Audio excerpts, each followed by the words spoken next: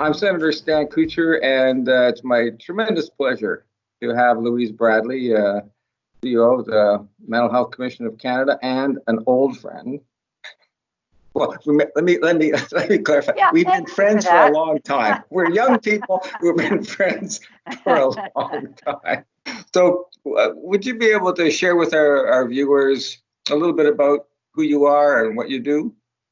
I think I developed an interest in mental health a very long time ago. I was 12 years old when I first encountered the mental health system and found myself hospitalized for several weeks under the care of a wonderful, caring, and brilliant child psychiatrist. And I think that has really influenced me over the years, and it was a long time before I realized that, but it really did, because I think now, having the immense privilege of being the CEO of the Mental Health Commission of Canada at this point in my career is indeed a privilege.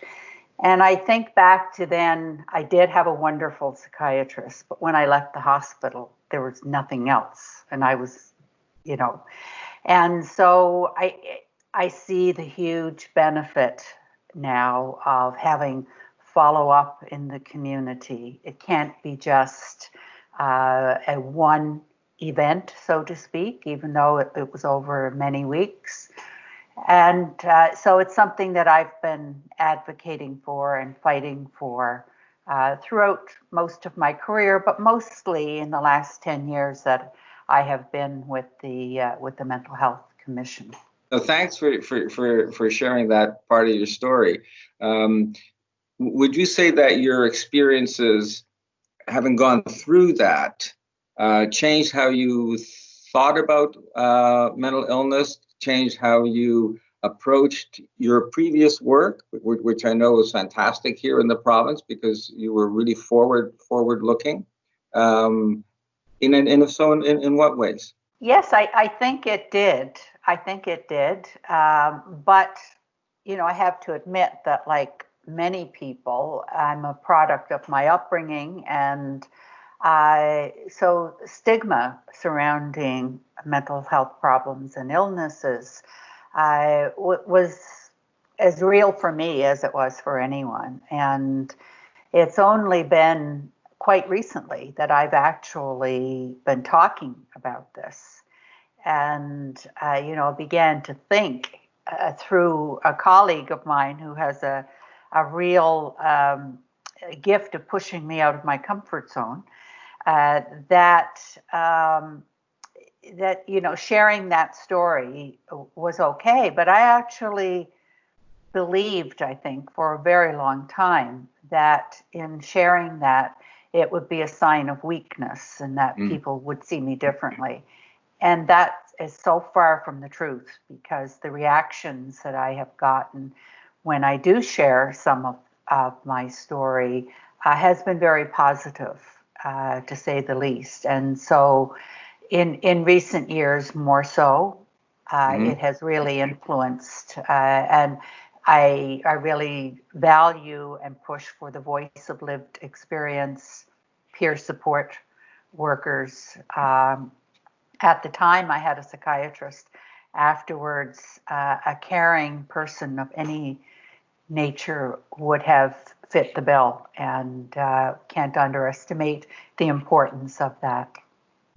Yeah, it is absolutely so important for every step of the healing process.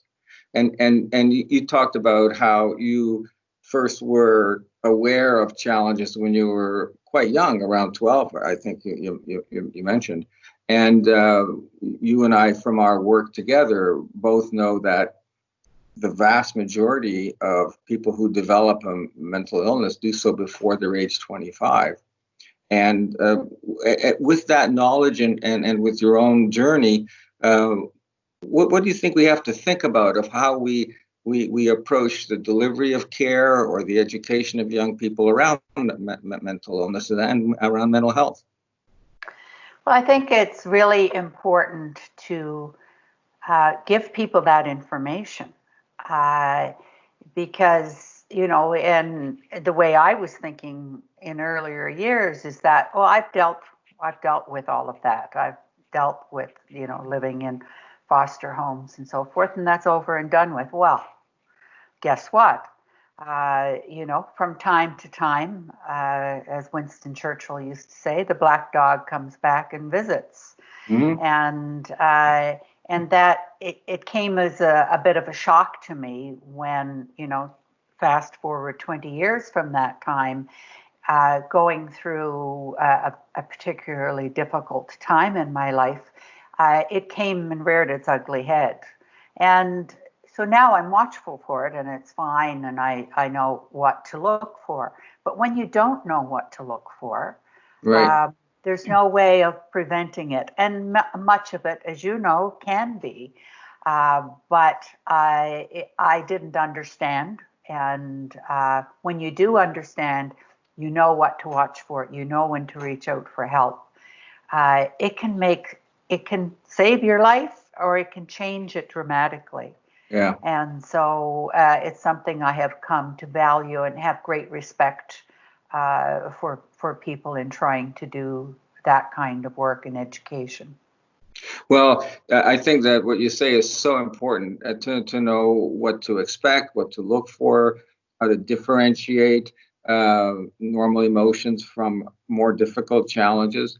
But what frankly speaking, and I can speak frankly with you, we've had challenges in this country in ensuring that the services that young people and everybody needs are there when they need them. So rapid access to best available care is and has been and continues to be a challenge for us. Well, it does. And I mean, the earlier work that you did with the Mental Health Commission, the Evergreen Project, and looking at the importance of school-based mental health services is so critical, because there's much that can be learned and much that can be prevented if those services are available. But that hasn't been the case. Now, I mean, here we are in the middle of a pandemic, and I have somewhat jokingly have said, be careful what you wish for, because we've been spending decades trying to advocate for parity between mental health and physical health, to no avail, when suddenly, overnight, everybody in the country has their mind turned to mental health. And there are new resources, there's new attention being given to it. So, I suppose that's, if you could call it that, a positive outcome of a tragic situation. It shouldn't have to be that way, but it has been. And the services that people have needed, the education, the learning opportunities, simply haven't been there. And as I know that you know more than anybody, that if that's the case in a wealthy country like Canada, in third world countries, there's absolutely nothing. And I'm really happy that mental health is now getting more attention, but it needs more than attention. And it's not just a matter of funding. It's finding creative and innovative ways of delivering services. We can't expect young people to sit in a waiting room like I might have done. They need access in a much different way, and I'm glad we're finally starting to look at that. But we could triple the funding, and if we keep doing it the same old way, we're of course going to get the same old results. I completely agree with you that we have to make some substantive changes in how we meet the needs of people. And I think you hit part of the nail right on the head when you say we can't always wait for people to come to us. We have to go to people. Yeah. One of the things that has come up in this COVID-19 crisis has been that people with serious mental illnesses have had a horrible time accessing care. People have gone to electronic communication. Well, many of those people don't have a phone or access to a phone. They used to go to the public library for that. They're afraid to come to the emergency room. They're afraid to come to appointments. They don't have the capacity. Often they have to use public transit, and then going on public transit can be a challenge. So people who really should be at the front of the line Yeah. have been at the back of the line. Yeah. We have to do better. No, absolutely. And, it is a big worry during this time in particular, because yes, we're ramping up all kinds of virtual services, and that's great, but it's not for everyone. Right. And so I do worry about people who had pre-existing and chronic and serious mental illnesses. You know, talking to somebody in a computer can be quite problematic for people with very serious mental disorders.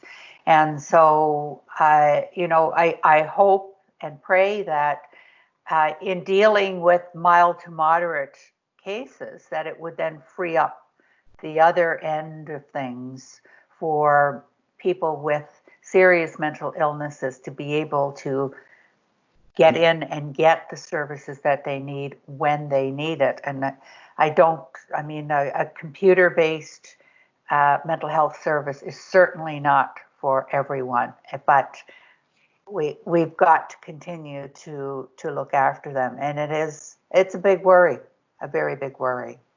Yeah, it's one that I share with you, and I know that many of our colleagues feel the Yes. same way. Yeah, yeah. All through these experiences that you've had in your life, your personal experience, your very, very deep professional experiences, which I was very pleased to share part of that with you. If you have one or two takeaways that you want people to listen to and say, let's do this to make it better, what would those couple of takeaways be? I think it's really important for real leadership, whether you're in a formal leadership role or not, because we are all in leadership roles in one form or another, that it's so important to be vulnerable. I think vulnerability is our greatest strength. And it allows people to be able to feel more comfortable talking about what they are going through. And I've had that experience at the commission. We have about 110 staff. And so I've tried to share with them some of the things that I'm experiencing throughout all of this. And it has been very rewarding to have people talk about their own experiences, and a couple of times knowing that they were getting to that zone where they need professional help.